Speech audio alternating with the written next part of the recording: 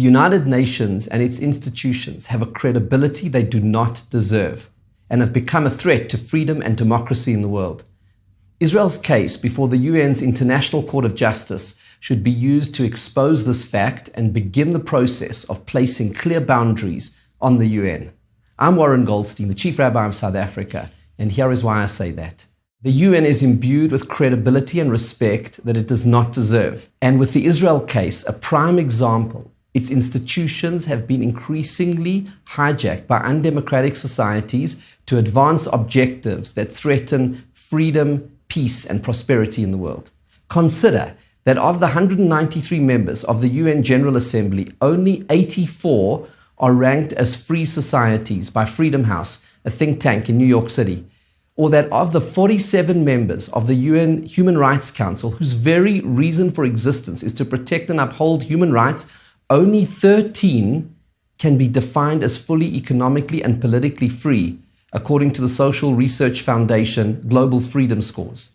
How is it possible that the UN's top human rights body is dominated by countries that don't respect human rights? Many UN decisions are passed by simple majorities. What does it say about the quality and integrity of those decisions if these majority voting blocs are to a large extent made up of autocratic regimes?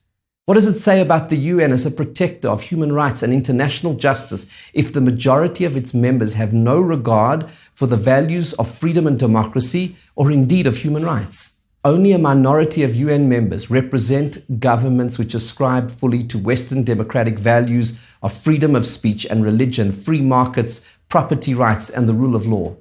What are free societies doing, ceding their national security and strategic interests to the judgment of their repressive authoritarian enemies? It is a glaring question, and few democratic governments have a good answer, which is something the current International Court of Justice case can hopefully help to change.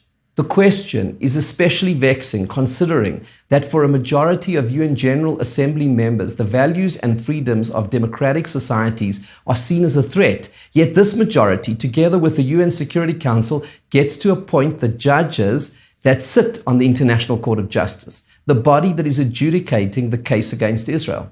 In my PhD thesis on human rights and constitutional law, I explored how the appointment of judges is at the heart of justice. The book of Exodus describes how Moses established the world's first multi-tiered society-wide judiciary more than 3,300 years ago. Together with the Talmud, it details the painstaking process through which judges are appointed and the lofty qualities and unimpeachable integrity those judges are required to possess. The famous biblical verse, Tzedek, Tzedek Tirdof, justice, justice you shall pursue, refers, says the Talmud, to the moral duty to submit your case only before a worthy and upstanding bench of judges. Justice is only as good as the judges who dispense it. Therefore, who appoints the judges is absolutely critical. And the UN, dominated by dictatorships, appoints the ICJ judges, who therefore by definition lack the moral authority to stand in judgment over any democracy, especially Israel. The UN's anti-Israel bias and obsession with the world's only Jewish state and the only free democracy in the Middle East makes this point clear. Consider that at the General Assembly each year there are more condemnations of Israel than the rest of the world combined. In 2022, for example, 15 resolutions passed against Israel and not a single resolution passed on the human rights situation in China, Venezuela, Saudi Arabia, Cuba, Turkey, Egypt, Zimbabwe, Pakistan, Qatar, Vietnam, Algeria. On the other hand, Iran, Syria, North Korea, Myanmar each received a grand total of 1. Consider that at the UN Human Rights Council, Israel is the only country with a standing agenda item, and that in 17 years, the UN's Human Rights Council has adopted 103 resolutions condemning Israel, compared to 0 for countries guilty of real human rights violations, such as China, Venezuela, and Saudi Arabia. Finally, consider that among the ICJ judges hearing this case, one is from serial human rights abuser China and another is from Lebanon. if you can believe that, where Hezbollah, an Iranian proxy and combatant in the current war on Israel, is a key member of the government. This is theater of the absurd, where a democracy such as Israel can be brought before the ICJ to face charges related to its national security imperative to fight off jihadist terror that is financed and supported by Iran with the declared intent of waging war against the West and destroying the values that free democracies are built upon. For constitutional democracies to submit themselves to the judgment of UN institutions is ludicrous. Israel stands no chance of a fair trial and should take no part in the UN's ICJ charade, other than to cite some of the above statistics to make the argument that the International Court of Justice has no moral jurisdiction over it, and then to withdraw from the process. When in 1948, Prime Minister David Ben-Gurion agreed for Israel to join the Geneva Conventions, it was not on the understanding that the UN would become a cesspit of anti-Semitism that would twist the genocide clause to put Israel's right to self-defense on trial in the midst of a multi-front war for survival. The UN's gross bias against Israel places it in breach of these agreements signed at the establishment of the Jewish state to accept the authority of the ICJ to adjudicate its actions. Now, I believe, is the time to walk away from this dangerous farce. In support, pro-freedom and democracy activists, politicians, and think tanks should lobby their governments to do the same. Doing so would make a clear statement that no UN body can exercise authority over Israel or any free society's sovereignty, and certainly not over national security decisions, such as how to conduct an existential war of self-defense. International institutions may be useful as forums for a majority of countries in the world, regardless of their democratic status and value systems, to meet to negotiate global events. But constitutional democracies should neither submit nor cede their defensive and strategic interests to the judgment of what are indirectly the strategic objectives of their ideological enemies. And media and opinion formers in the free world should become much more circumspect in the credibility they grant UN institutions. If nation states in the free world feel at all inclined to cede their sovereign rights to third parties, those third parties should at a minimum subscribe fully to the values of liberal democracy. The time has come to build a new global alliance comprising free societies with shared values and a sincere commitment to human rights. What we see in Israel's case before the ICJ is a majority of non-free societies weaponizing a UN platform to undermine the defensive rights of a liberal democracy. Allow that precedent to continue, and the outlook for freedom in the world is dire.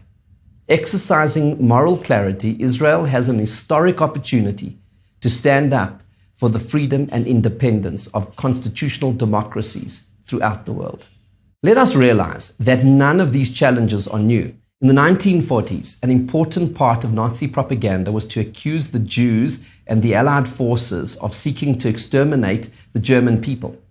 Here is an extract from a document published in October 1942 in the German press, which accuses the Royal Air Force of, and I quote, terror attacks against the civilian population, with the intent to exterminate the German people by the attacks against military hospitals, schools, churches, military rescue ships, ambulance and emergency aircraft, and the systematic bombing raids against a German main military medical aid station in North Africa. End quote. In doing so, the document states, England has, and I quote, placed itself outside the Geneva Convention and therefore outside civilized nations. End quote.